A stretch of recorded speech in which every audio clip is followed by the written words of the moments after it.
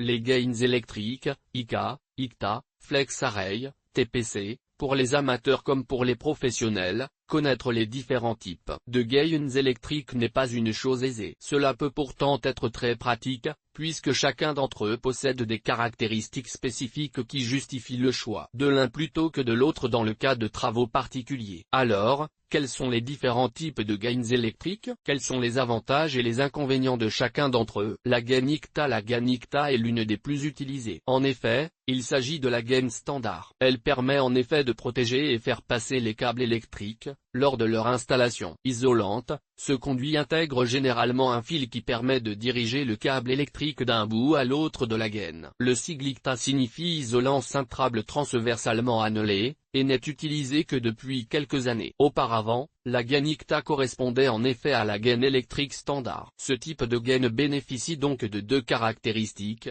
annelé et cintrable. Il est souple et peut donc être manipulé afin d'intégrer les espaces où il sera installé, notamment l'intérieur des murs. L'existence et l'utilisation de la gaine IKTA répondent à la norme NFC 1500 qui exige de recourir à ce type de gaine pour faire passer les câbles électriques lors de la construction ou la réhabilitation des bâtiments d'habitation. Le passage des câbles de communication, quant à lui, est également soumis à une règle stricte, puisqu'il doit être réalisé grâce à des gains d'un diamètre d'au moins 25 mm². La gaine IKTA est vendue en rouleau de plusieurs dizaines de mètres de long. Elle doit donc être découpée en tronçons afin d'être utilisée. Différents diamètres sont cependant disponibles, correspond à divers usages. Ainsi, on pourra choisir une gaine IKTA de 16 mm de large pour y passer un câble électrique fin, ou bien un modèle de 20 mm ou 23 mm pour un câble un peu plus gros, tandis qu'une gaine de 40 mm sera utile pour y passer plusieurs câbles, comme cela est parfois nécessaire dans certaines installations. La gaine IK. La gaine IK est elle aussi un conduit isolant permettant de poser des installations électriques de différentes façons. Annelé et cintrable, ce type de gaine peut être, au choix, encastré ou laissé apparent. Conçu en PVC, la gaine IK résiste à l'électricité et à l'eau, et possède la même utilité que la gaine IKTA. Le diamètre de la gaine IK doit être supérieur aux 2/3 à la largeur occupée par le ou les câbles qui y seront passés. Cette règle est valable pour tous les types de gains.